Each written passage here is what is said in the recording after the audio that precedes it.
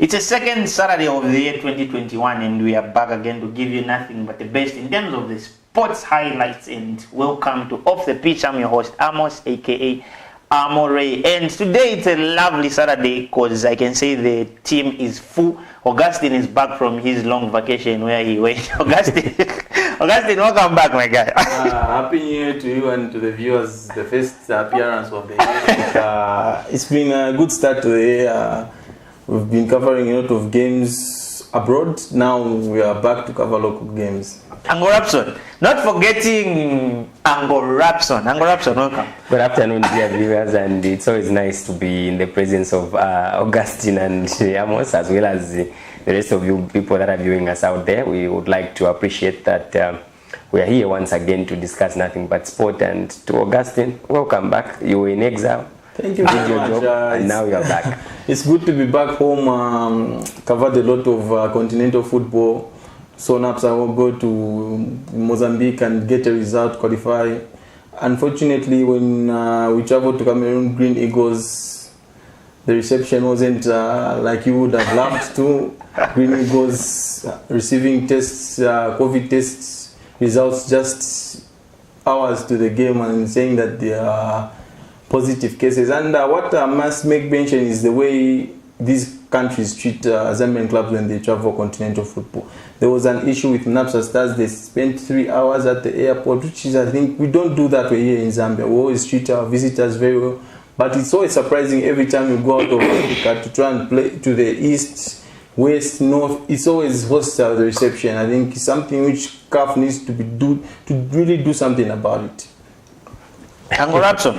A week was full of ups and downs, as I can put it. We had some exciting news, just like Augustine, you've already said, NAPSA going through, and a bad day for Ghana who dropped. But let's not forget about the sad demise or the sad death of one Mr. Joseph Nkole, a donor, Ango Rapson. It's a very, very, very sad development. Before we get into the details of football, I think it's important to acknowledge that we've lost one serious football administrator who was vying for the position of vice president.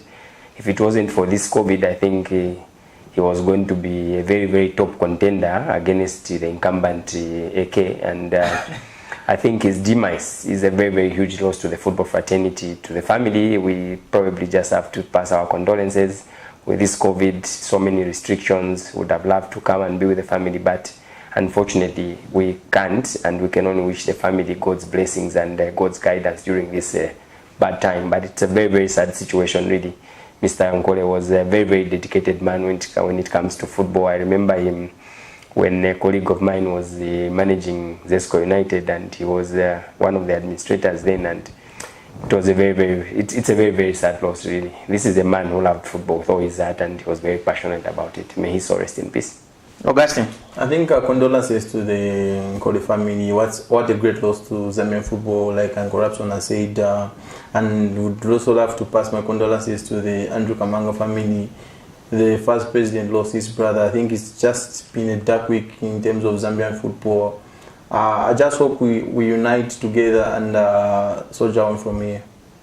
Hope so. For some of those who might not have followed the achievements of the late Joseph Nkole, he was once an executive committee member, and just like you said, he was aspiring to be the first president now. And he also served as a match commissioner of CAF. These are some of the few things that I can mention, but like you've said, it's a dark cloud. The dark cloud has fallen in upon the football fraternity of Zambia. But all in all, we've seen how the COVID-19 has hit us very bad. And we just got to a shock news today saying the minister has announced that gates are closed in terms of the football fans. And Corruption, how is this going to affect our job in terms of us media? in terms of coverage? Well, for the media, I don't think the media is affected, because even during the odd times when we had this particular situation, I think it's only the media team that was allowed to cover the games for the sake of transmitting information and sharing information with the rest of the public. So the media probably is still not affected.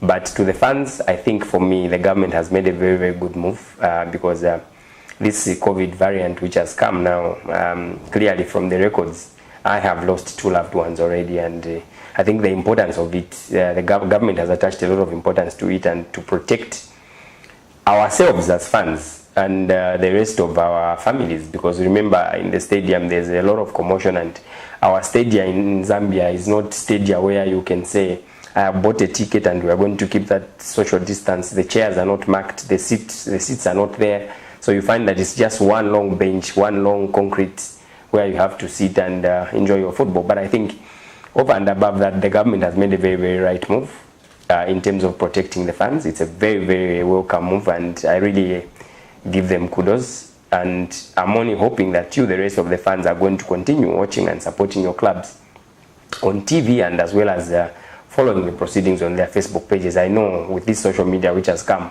a lot of clubs are very, very determined and very, very organized in terms of coverage of these matches on their Facebook pages. So the fans, sad situation, but I'm sure we will be back again, and we'll come back with a bang as the COVID situation normalizes. But clearly, for me, if you ask me, it's a good move. I only have one question for the government, just one. I don't expect to see political gatherings. I know this is not a political discussion, but I think the government must learn to walk the talk. I'm speaking for the fans because that's what every fan is thinking about. Say, they've asked us not to go to the stadium, but every time there's this kind of gathering, the same people who are telling us to refrain from watching soccer are the same people that are busy having multitudes of people celebrating and cheering them. So for me, I think if the government can walk the talk, we are going to prevent this COVID from spreading, and we are going to manage it as a country. And for me, that is my take. They have done their part in stopping the fans. Let them also do their part as politicians who are guiding the country in this particular phase, so that we can be healthy and stay fit, because the country needs all of us, as well as our families. To our fans who are just watching us out there, you can also watch us live. That's on Facebook, just for our page, which is Camnet TV. Like it and you'll be able to watch us live. And there's a question that's just scrolling down there. What's your take? COVID has restricted us, the fans, again to watch the games live in the stadium. But what's your take, you as a soccer fan? You can call in and give us your view and your take on that one. Augustine, how is this going to have an effect in terms of other teams that depend on the morale that they get from the soccer fans in the stadium? I think it's a very, very big blow for both the clubs and the fans, because if you remember at the start of the season, we never had fans in stadiums. The first 2-3 weeks were being played under closed doors. Then fans were allowed back into the stadium. I remember one of the first games was when Young Green Eagles hosted, is it Forest Rangers or at Kosa Stadium? The NAPSA also had their home game. It was the first games that we saw fans coming back to the stadiums. And you saw the impact that the fans have had. Let's say, for instance, Prison Leopards, they have been on a unbeaten run in the last six games. From the time that the fans came back, Prison Leopards have only lost 1 game. So you can see that there is that push which comes from the fans, and also from the business side of view, because these clubs are losing financially. Because during this time of COVID, a lot of clubs are struggling with finances. For instance, Ghana, they were bailed out by the president just recently. Yeah. So they are struggling financially. It's something that we cannot hide. They needed those gate takings. Ghana have got a very, very big following. They would have done something with the gate takings, and you would think this is for the fans. You miss out watching live football, because here in Zambia we don't televise all of our games. It's unlike in other countries like in SA, England, whereby all the league games are on TV. So now we're going to find only 2-3 games are on TV. The rest are not. So fans will be starved. You only have to depend on the media, social media. Yeah, to do a better coverage of the game. sometimes I've got instances where they talk about poor officiating. How do you are a fan, you just be aggrieved at home without knowing how was the poor officiating. And we have got, I think the best way these clubs should go about, they should take advantage of social media. I think you can go live on Facebook. Just give your fans that privilege to watch the game at least. We've seen GBFC, they've taken that route. Most of their games are always live on Facebook. Power Dynamos as well. For me, kudos goes to Forest Rangers. For me, the media team that is managing the Forest Rangers Facebook page are very much on point with the information dissemination to the rest of the fans. But like Augustine is saying, I think it's very, very important that clubs step up. They should reinforce their media personnel so that the fans don't miss out. Every minute coverage. There are plenty of teams that we can mention, like Augustine has mentioned. There's plenty. One of them is Napsa Stars. And doing a very good job. She's doing a very, very fantastic job because you see that every minute is being covered. If it's a corner, they'll post. If it's a penalty, they'll post. If it's a goal, they'll post. If it's a foul, they'll post. So, you see, fans get glued to their devices, trying to see whatever is happening. But of course, the most important thing is that the results will be coming our way. Football hasn't been cancelled. They will continue to play behind closed doors. So it's up to the clubs to respect and attach themselves to the fans so that the fans are well updated as games are ongoing. I think the problem that I've noticed with Zambian clubs, they don't pay much attention to media. That's the big problem. If you look at Yoali, they've got Yoali TV. It's something which, if we don't invest in the media side of things, I think we'll always be lacking in a certain area. Because, for instance, there's a game in Green Buffaloes playing Romana Radiance. There's nothing like maybe Facebook Live.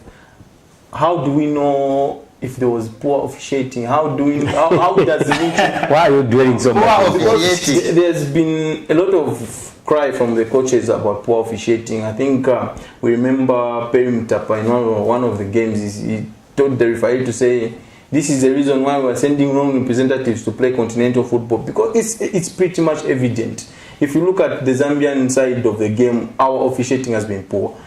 For instance, Prison Leopards versus Zesco United, I think that was a joke of officiating at the Living Monasa Stadium. How do you deny a clear goal to say it's an offside when the defending player is in the box and the attacking player is outside the box, and then he just makes a good run and scores, and then you call it as an offside? Poor officiating. I saw something yesterday, a little error. Sensational Zanaco playing Kawhi the game Baba Basile got injured, he was stretched off. There were 6 substitutions which are made. How do you add on 2 minutes?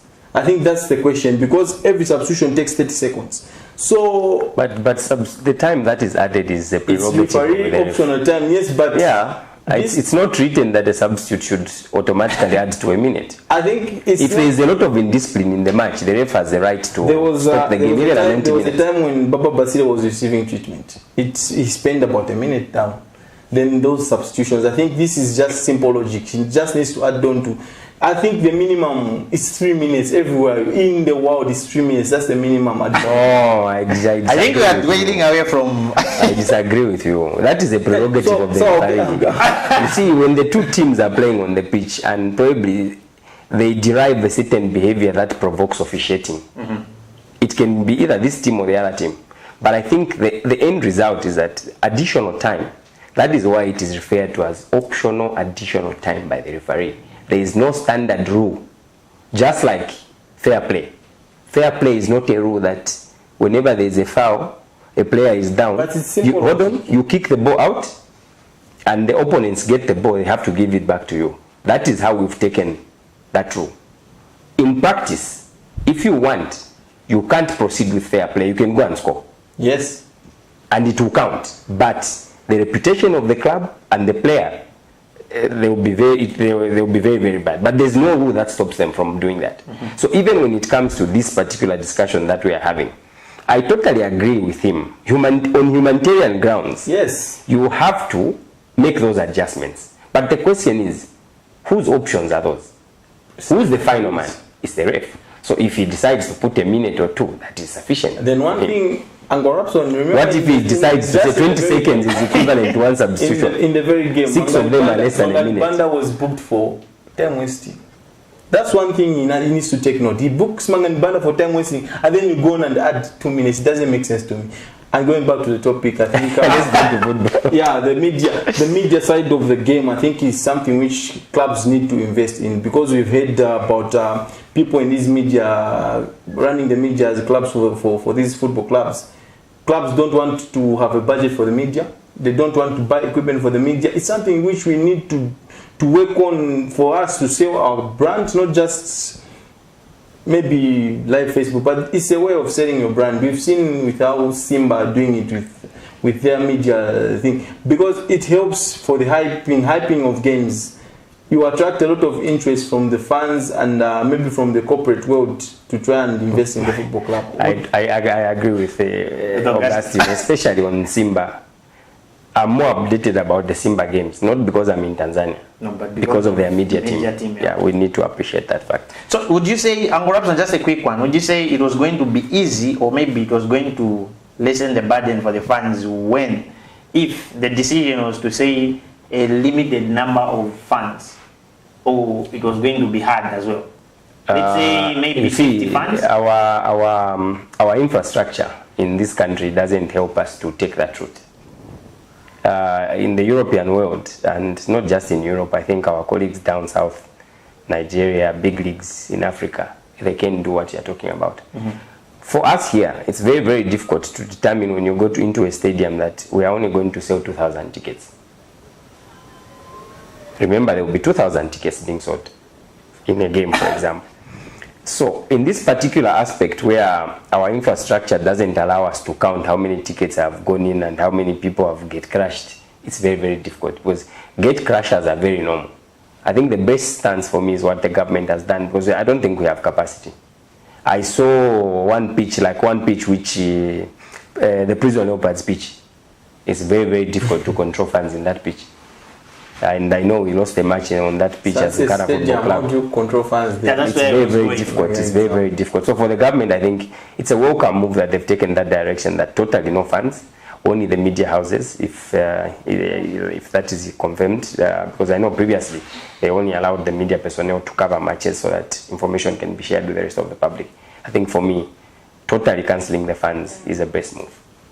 Anyway, to our fans who are just joining us, you are watching Off the Pitch, and we are discussing the issue of government banning us fans to be in the stadium because of the high numbers of COVID-19 cases that are rising. And before we continue in other discussions that we have, we'll just take a very short break and we'll be right back.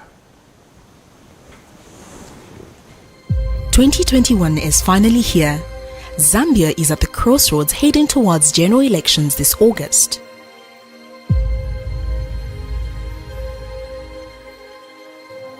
In the world where fake news, biased reporting on national issues has become the order of the day, in a world where social media in most cases spills lies and exaggerated information, insightful coverage, Zambia needs one media. Living in a country where people are slowly promoting tribalism, hatred, bitterness and revenge, political temperature is heating up and people's hearts are perplexed. Zambia needs one media. Zambia being a Christian nation living under the lordship of Jesus Christ, the nation cannot afford a compromised gospel. Zambia needs a prophetic media house. For hope, peace and unity, Zambia needs Camnet Television. For non-biased, factual reporting, balanced opinion, accurate news coverage, Zambia needs Camnet Television. For national projects and development of our beloved country Zambia, watch Camnet TV on channel 274 DSTV, channel 98 on GoTV, and channel 106 on Topstar. Remember, Camnet TV is not just another channel. Monday, 11th January 2021 on National Matters, join Pastor Moses Chilua as he hosts a vibrant, young, creative, self-motivated leader, Mulenga Sata. You can participate on the program through phone calls, texts and Zoom. Camnet TV, not just another channel. Hello, have you you heard about Msika? Do you know that you can advertise for as low as 150 kwacha for 30 seconds? Well, Msika is here. Advertise on Msika between 17 hours and 18 hours. Just tell us about the services that you offer and we'll gladly put you on the market. For more details, you can contact +260 953 995099 +260 962 444 726 or +260 971 177 467. Msika, allowing your business to grow.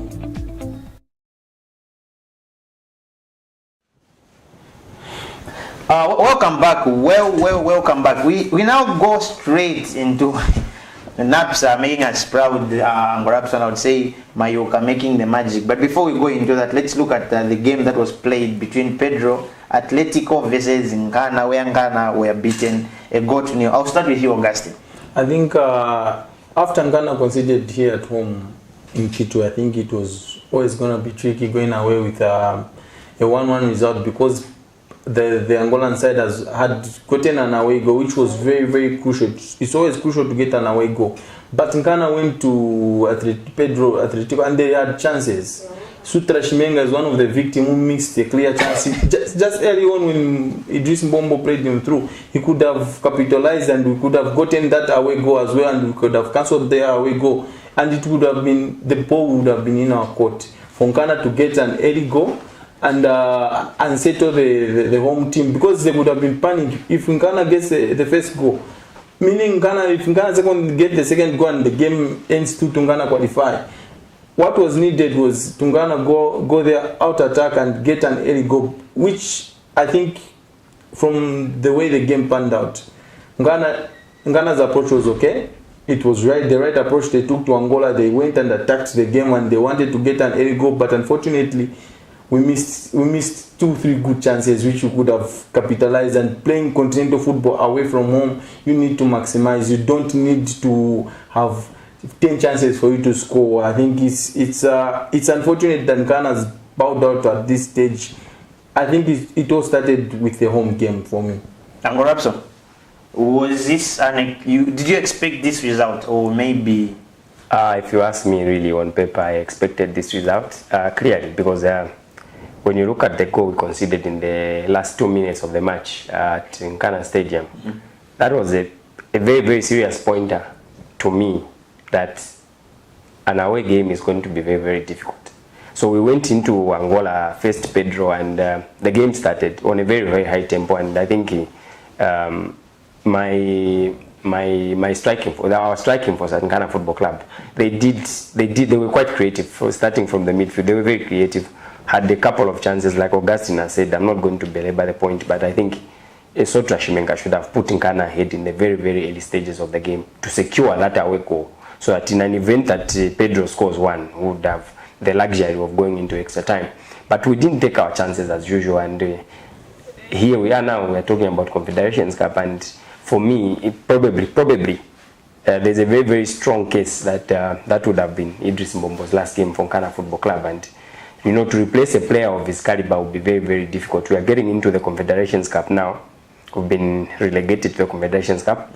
We have one more playoff game and we proceed into the group stages. But clearly, to find a striker at Nkana Football Club is what Coach Kelvin Kaindo needs to concentrate on. It's very, very bad, very, very terrible. Our scoring record hasn't been very good.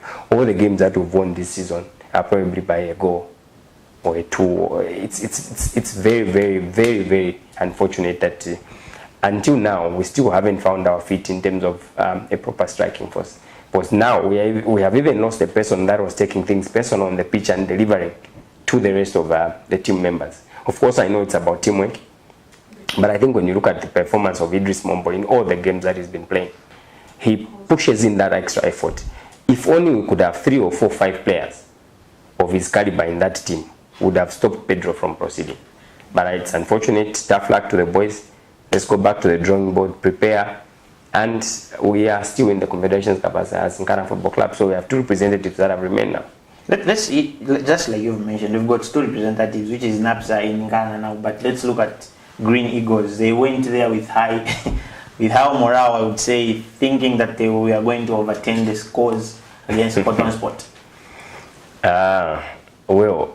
When you say they went to Cameroon, to Cotton Sport, to go and overturn something, I don't understand what you mean. Because clearly, you can't afford to lose by 2-0 at home, and you expect to go and... Their coach was in high spirits. He even said it. We know football. It's one way of motivating the players. When you sit back and reflect on your own, deep down in your heart, you sit back and say, is what I'm saying making sense?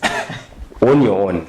Clearly for me, when that team was walloped at Nkrumah Stadium, I watched that game end to end. Like I described it there, I think 2 shows ago, when I said, this chipante-pante football of goal kicks of starting from the back and you just shoot the ball beyond the midfielders and hoping that the strikers are going to stop it. Those are the things that Aggrey Chiangi needed to work on. They never started any single ball from defense by starting on a goal kick. They were all being kicked up front. When you are losing possession like that and you are expecting a different result, it doesn't work like that.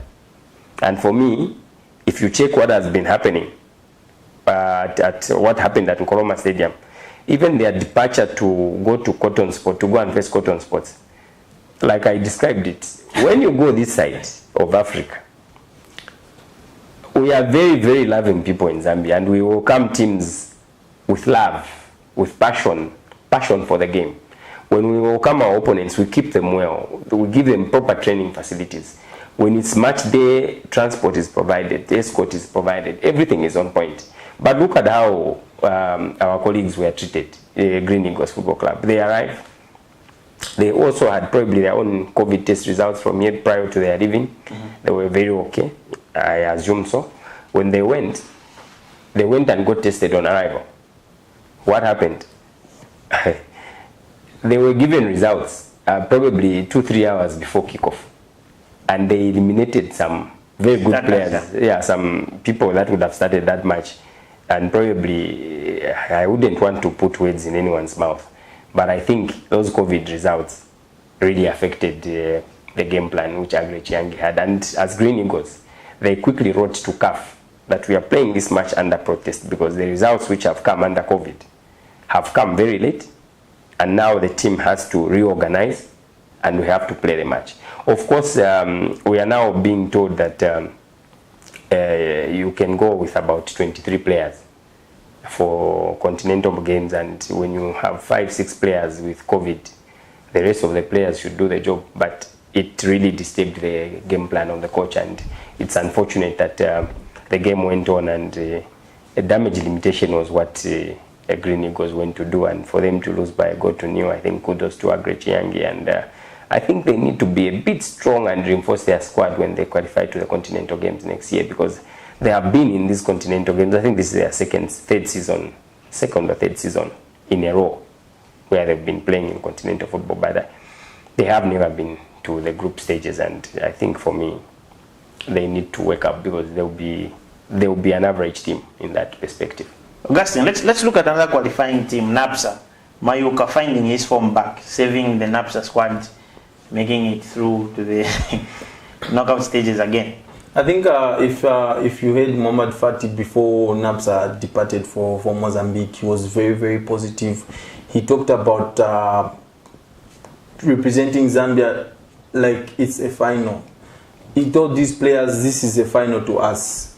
And you could see the way NAPSA Stars coming to the first game at the National Hero Stadium. NAPSA Stars never asked a lot of questions to UD Songo. They never pushed UD Songo's defense. They never tested the goalkeeper. I don't remember him making a save at the Hero Stadium. And going to Mozambique, it was always going to be tricky, but the positive part was that NAPSA did not concede here. That was the good thing.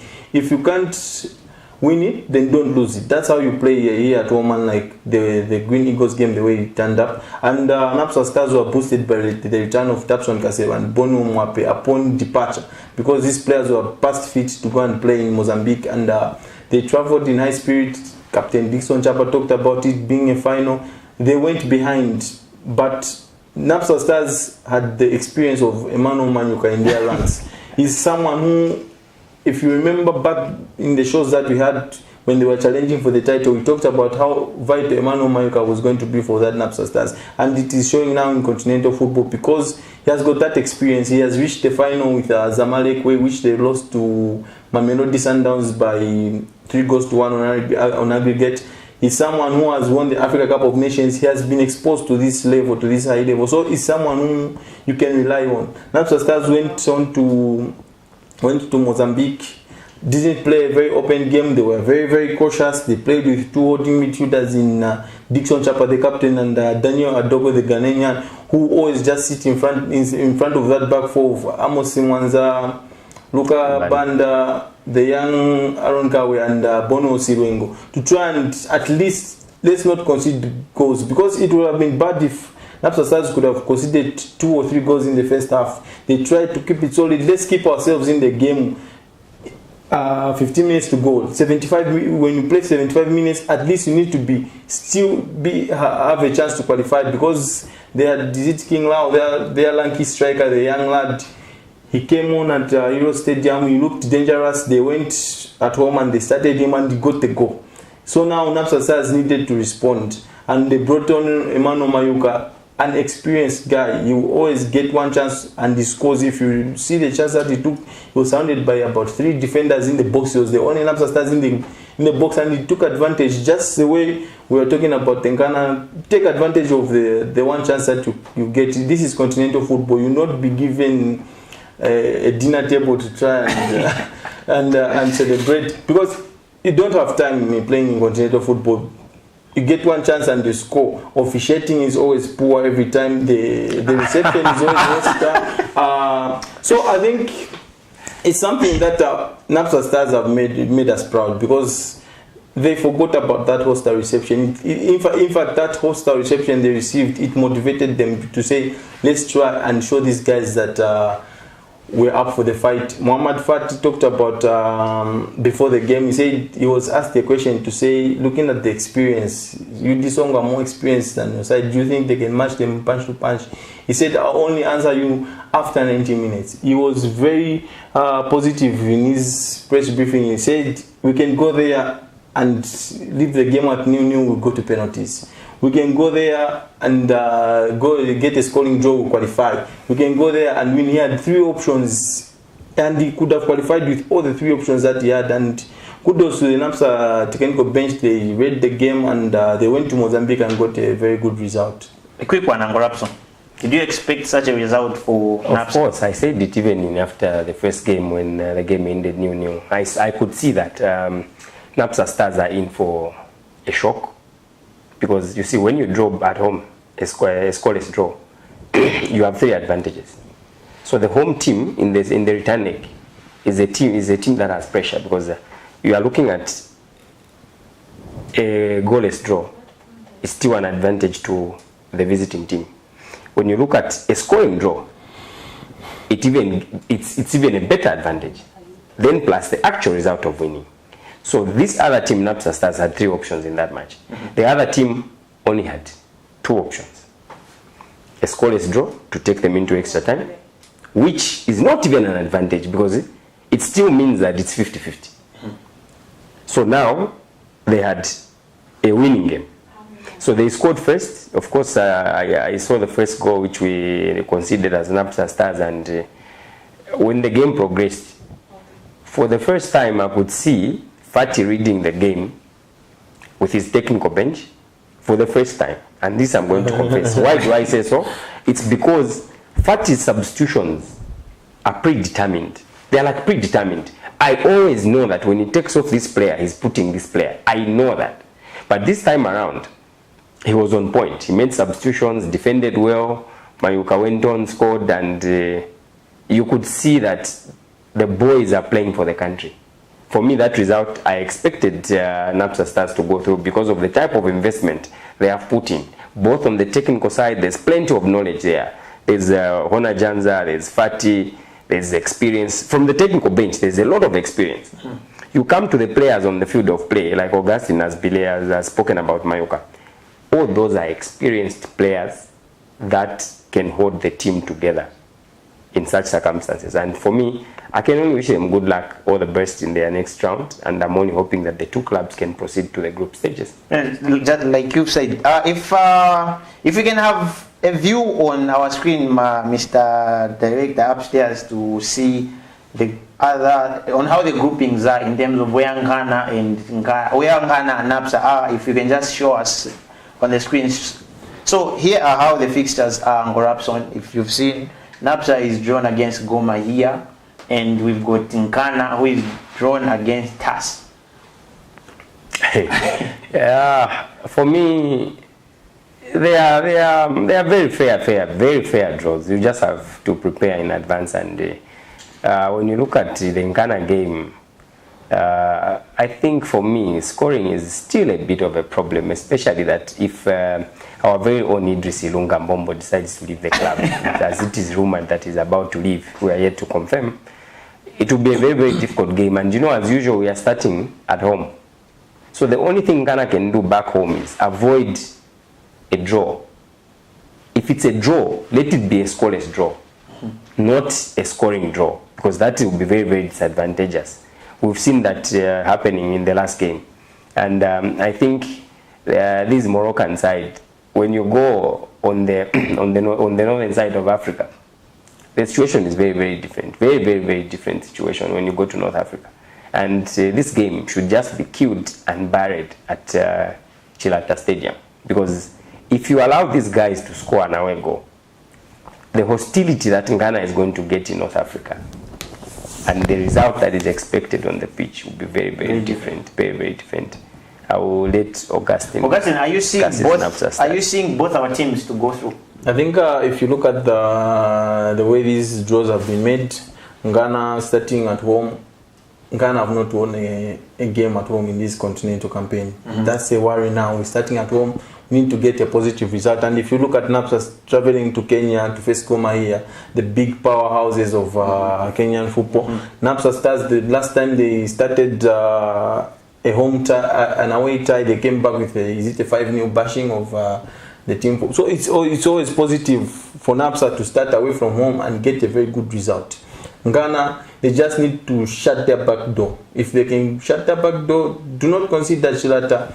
Go away and I think this team Casablanca is not the Raja Casablanca. This is the Casablanca. I think it's the second tier side it's in the lower divisions in Moroccan football. So it's just a name that they're coming from North Africa. They don't not possess the quality that Ghana has.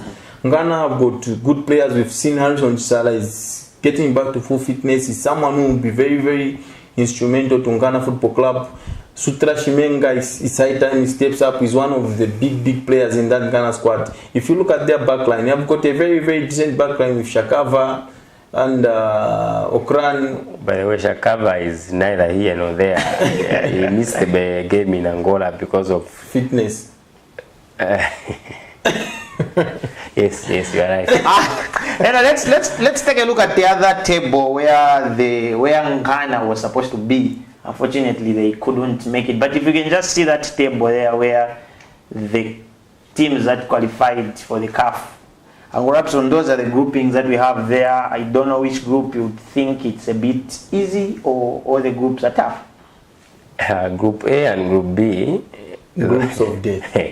Group A and Group B, you can't have Ali and Simba in one group, and it's rough. You look at TP Mazembe and the Sundowns, that is very rough. Al Hilal is not a small team.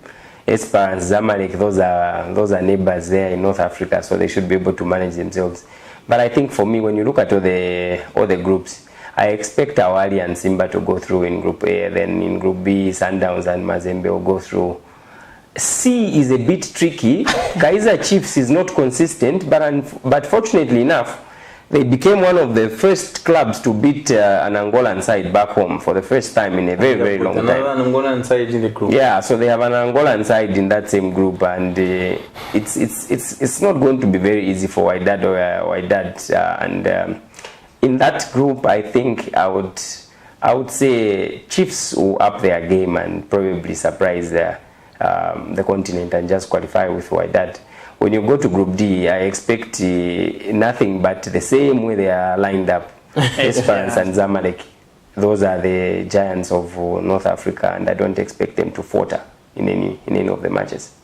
Augustine. If you look at these groups carefully, you'd realize that Simba, this project they have been having for so many years, it's actually now paying dividends, because now they are through into the group stage, thanks to Cletus Chamachota, one of our very own Rally Wadia. They were very, very instrumental in the game against Platinum. And then there was another unfortunate things of the COVID tests. We saw issues of COVID tests just before. Issue to Platinum. The same thing that happened to Green. I think, is it games that these clubs are playing to try and see themselves qualify into these group stages? And we would see Simba upon qualification, just hours after qualifying, we saw them part company with Sven van den Bronk.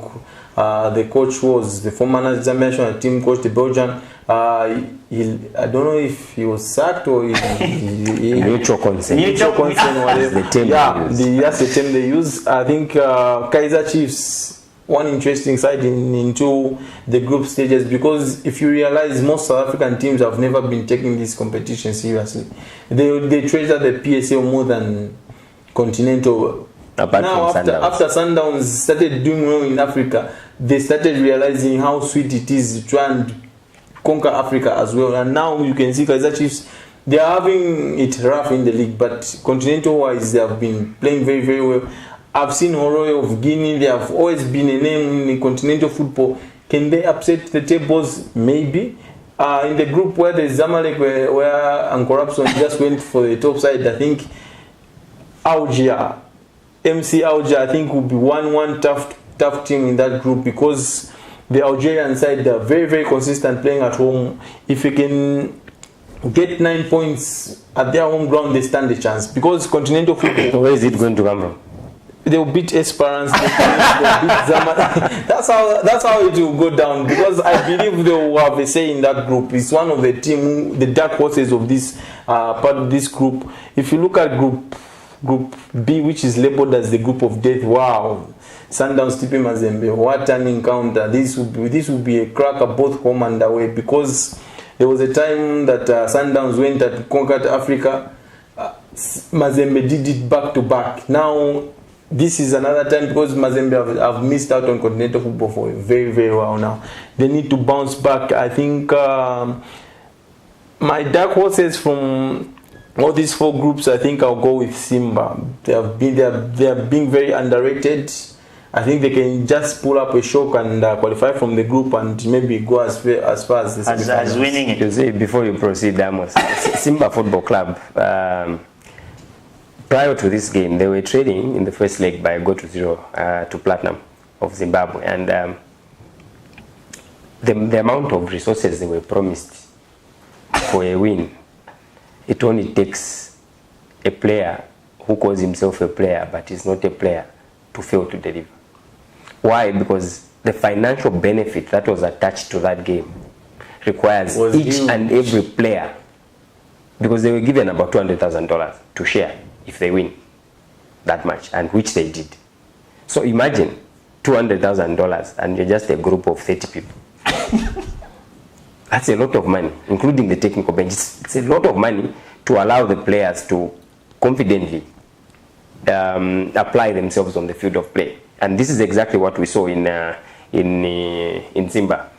The type of football that Cletus and I like that goal. The one they combined, Cletus, Rally Wadia. It was a beautiful goal. Then they set up Boko. Yeah. It was a very, very beautiful move, and I think money answers all things. Let's come back to our local league. We had the midweek game between Kaizer Warriors against Zanaco. That Zanaco managed to beat Kaizer Warriors, and Kaizer Warriors was a shocker the last time they made the Forest Rangers suffer their first lose, defeat, and they were hammered by Zanaco. Inconsistent, sensational. Seeing the veterans Zio Tembo being on the score sheet and Ernest Mbewe, and we had Twiza Chaibela scoring for Kaizer Warriors.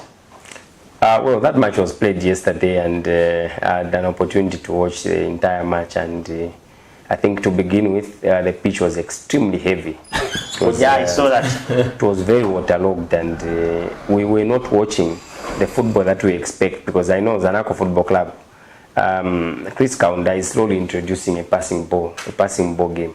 And when you look at how Sensational Zanaco starts nowadays, they are into that football of starting from the back and building it up.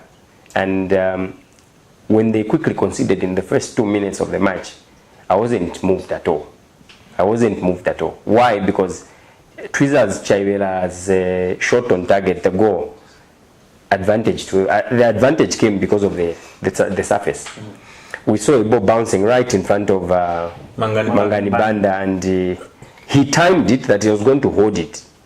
But because of the velocity of the ball, it changed the trajectory of the movement of the ball when it landed on grass where it had a lot of water. So it slipped, and the velocity of the ball and the direction of the ball changed a bit. It really it passed where he was. If I'm the coach, I wouldn't even blame the goalkeeper, because he positioned himself where the ball was coming. Except for the conditions of the pitch made things very, very worse on that particular day, and they quickly conceded one. They didn't look down, they continued to play. Before long, we saw 1-0 Tembo nodding in a very, very fantastic set piece from Kapumbu, and I think it was touched a bit by Baba Basire and he finished it off, but they were very close, very, very close.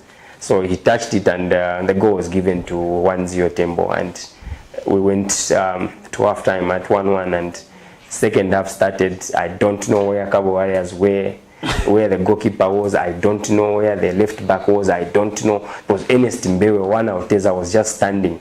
He was attacking the ball. It came in as a cross, a set piece. Everybody was away from goal. The goalkeeper was covering the near post. There was no defender. The left back was in defense. Is it Lunda? I think that was poor defending. Extremely poor defending, because you see, he gave him yards of space. He was like 2-3 meters away from. You see, it's a situation where he's standing this side. He stands this way.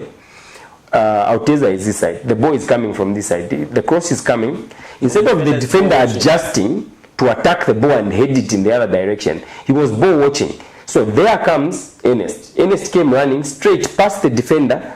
I could only see the defender like 50 milliseconds after the ball was headed in. I could see that, oh, there was actually somebody manning Alteza who lost his concentration and allowed Alteza to go through and head the ball. It was a very, very free header, and nobody can miss at that point. And for me, Zanaco's first victory on the road.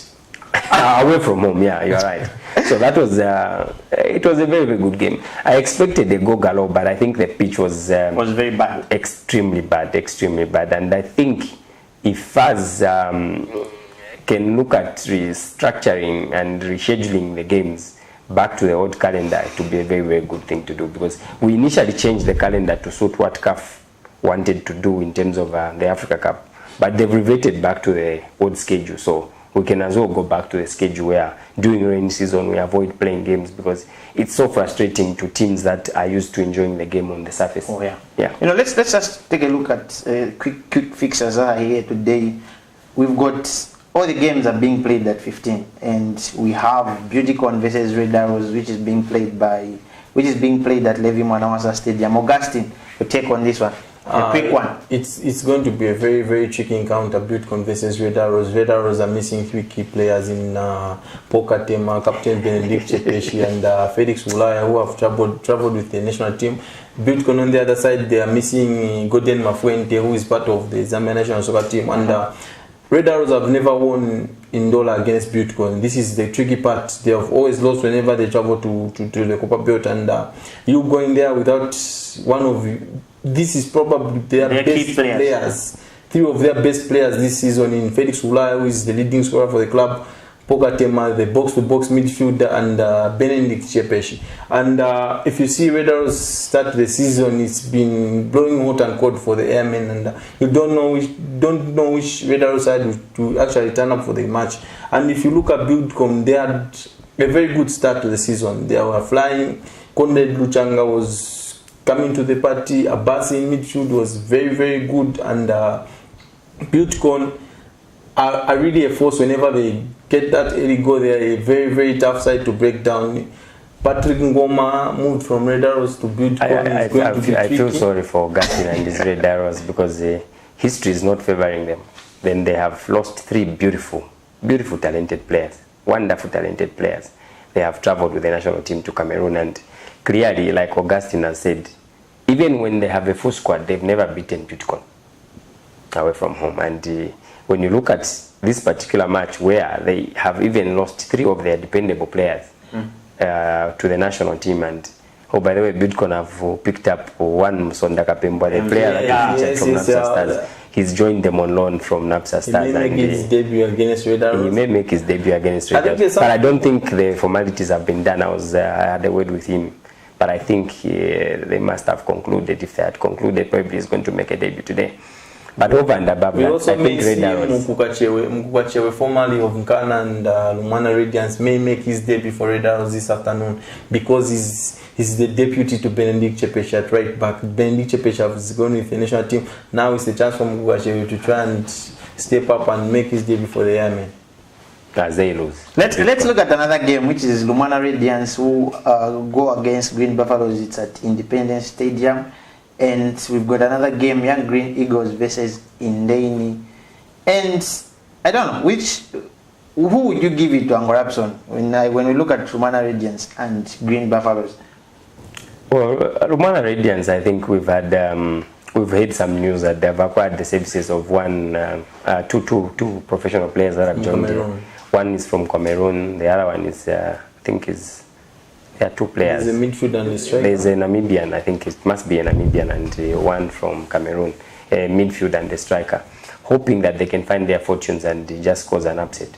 And this game will see the return of Gordon Mashata, one of the Wonder Kids, under 20 Kosafa, which just went. He got injured in the quarterfinals, and he never played the semi-final and the final, which was a big blow for the Zambia under 20, because he was one integral part of that team. He was the driving force. You saw he came out the man of the match in the very first game on the Kosafa. Now he makes a return at the Independence Stadium in Solwezi. TC has yet to win a game for Lumwana Radiance. It will be a very tricky encounter. I think it will be a draw in my view. Tomorrow we've got games that are being played again, 2 games. We've got Forest Rangers versus Kitwe United. It's going to be at the Levi Mwanawasa Stadium. And we've got an interesting encounter for me, Napsa Stars versus Prison Leopards at Woodland Stadium. Napsa Stars, who are coming from a huge success. Would you give them this result when looking at the form of Prison Leopards? It's a tricky encounter, really, but I think they could be caught off guard because of the current situation in the camp, where they are still celebrating the win against UD Songo. I mean, when I say the win, it was a scoring draw, and they've qualified to the next round, to the pre-group stage. And I think if they drop their heads down, they'll be in for a shocker, because I know their morale is still up there. They are still on the weaker side of things. They are still happy, and then on the other hand, it could work very positively for them, because they are from beating a very strong club, and now they are back in the local league, and they'll be playing that match with a lot of caution. Augustine, what are you giving it? Jiggy game, I think I will give it to Napsa Stars. They will come out as favorites, because Prison Leopards, under Mwenyash people, they've played some beautiful football. They are a very attack-minded side. It's all about ball retention whenever they lose it. Their transition in defense, from defense to attack, I think it's something which a lot of clubs need to copy from, because most of the times we've seen teams come up from the lower leagues and be a very defensive side, try and hit team on the counter, but you see Prison Leopards try and play attack teams. It will be a very attacking team. I think the deadly fish issue may be the reason why Prison Leopards will fall to because this was negative publicity which wasn't needed at this time, because the team was flying. It's one team which the management will come back and realize they made a very big mistake to do, because Napsa Stars with Memano Mayuka, Tapson Kaseba, Bono Mwape, off it, I think Napsa Stars have got enough for the boys. A quick one in the FAZ Eden University National Division 1 League.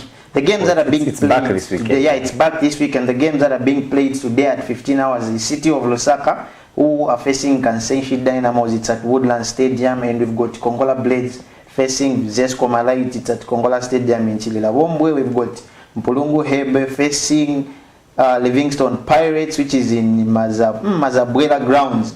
We've got Mufulira Wanderers versus National Assembly. For me, Ango Rapson, this is a cracker of a game. Who would you give it to?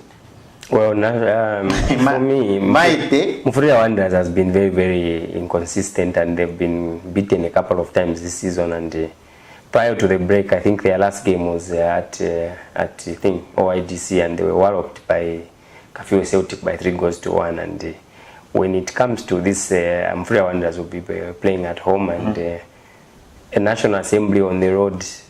I think they haven't been the National Assembly that was relegated in the Premier League. A lot of players have left, and they are building up now. And probably because Mufulira Wanderers will be at home, I would give them an advantage. We've got another one, Muza facing Kashikishi Warriors. Augustine, Ango Rapson's team, the big spenders. They just can't win a football match, can't they? I think they have been struggling. Kashikishi Warriors, everyone thought they're going to be a hit in the Super League, but in the National League, but unfortunately they found the going hard.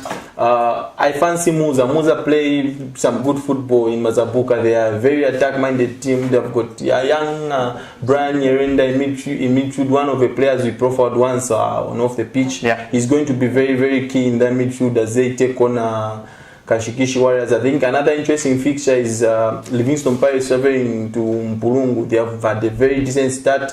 They have got a young coach, Livingstone Pirates, and one of the top scorers in the league is coming from Livingstone Pirates. So I expect to see goals in these games. Well, okay. See, due to time, we are looking at the local transfers in Ango Rapson. You just said it last week when we had the show. You said we were just waiting for the announcement to be made, and we've seen the announcement today of one Sabamukama being announced as a pensioner, and Owino as well being mentioned as a pensioner. We expected this. Any new transfers that we are looking for or that are yet to be announced that are being rumored? Well, Napsa Stars is moving from strength to strength, and I think the coming in of one Odhiambo and Sabumkama, it simply means that he wants to have a lot of options in the squad. But it can also be very, very frustrating to the existing players, because here they are the team that has been playing, and you bring in another midfielder now and another defender. And for me, Odhiambo is going to add a lot of value in defense, because Napsa Stars has been found wanting a couple of times this season. And Sabumkama's move to Napsa Stars is a very, very welcome move, because that player is very, very talented. I'm sure Zesco United just had to let go of him because of the philosophy that they are adopting as a club of limiting the number of foreign best players in the squad. So for me, Napsa Stars are the biggest winners in the transfer market so far. Augustine, you mentioned earlier to say Zesco United have acquired the services of this young lad. I don't know. They've lost a very creative midfielder for me, I would say, Sabumukama. Is that a worthy player to bring in to replace Sabumukama for you? Very, very talented young lad in Janda Mukuka. Part of the under-20, which won the Kosafa in 2019 at Nkoloma Stadium. He was with Gomes. He's very, very attack-minded. He can play as a number 8, he can play as a number 10, he can play wide areas. He's one of those players. He will be the long-term replacement for John Chingandu, because he's one who gets them goals, and he's very, very good in dominating play. I think he's a very, very good acquisition for Zesco United. It's a 2-year loan, we have been told. If you look at elsewhere in terms of transfers, Kawa Warriors striker Akakuluwe Rwamwachia is being rumored to be joining Lusaka Dynamos, just like Adam Zikiru. Has he joined? Has he not? I think a lot of questions hangs in the balance. It will be interesting to see how teams will reinforce during this transfer period. There are a lot of teams that are struggling. There are a lot of teams that really, really need reinforcements, and we just await to see how this transfer window pans out. Ango Rapson, a quick one, a recap. We've had an interesting show so far, but time is not on our side. Your final words on whatever took place within the course of this week. I can only wish the Zambia national soccer team all the best. I think their preparatory game was the last preparatory game they faced the host nation for the CHAN tournament, that is Cameroon, and Collins Kombe scored a good goal, and Zakaria Chilongo, she finished it off, and the game ended 2-0. I think in terms of preparation, the coach is probably now beginning to understand that he didn't do his homework very well, because it's during the course of the tournament that he had decided to call Alan Chibwe to join the squad and Faxon Kapumbu to join the squad, and clearly you could tell that his initial selection of the players, I think he's beginning to understand something. There's I don't know what they were seeing in the players that they called into camp, but it's always good that he's molding a team, and we still have time to prepare before the Chan tournament starts, and we can only wish the national team all the best. Augustine? I think it's been an interesting show. Thanks to the viewers out there for tuning in, and big thanks to the entire production team which made this show possible. We're just looking forward to the start of Chan. Like Ngorabson has said, Mitch would have spotted the weak links of the team. We've seen in these 4 games that he's played, he's maintained the back 4. Maybe that is now preferred back 4 going into the tournament. We just need to start seeing goals from Emmanuel Chavula. He's a main man going. In fact, our back 2 have won, Clement and Adrian. And Adrian in the rest team, they are the ones that are the main defenders in the national team. And we've realized we have used a lot of holding midfielders in central midfield. Poka Tema, Kelvin Kapumbu, and Benson Sakala. I don't know what Mitch is trying to achieve, but we just hope Colin Sikombe keep getting us the goals, and maybe a semi-final berth would be appreciated. Anyway, just like my colleagues have said, we are just hoping the Zambia national team will make us proud in terms of the Chan tournament that will be starting. But my director is busy giving me signs. For those who love the EPL, it's not there today. It won't be here today. We are having FA games. They are there. You can just catch them live as well. And for our director, we can just say Manu is playing today, if I'm not mistaken. It's today against Watford. Yeah, hopefully we'll get a positive result compared to the hammering that we got from Man City. But for the entire crew and me, Amos Amoray, I say bye-bye. See you next week.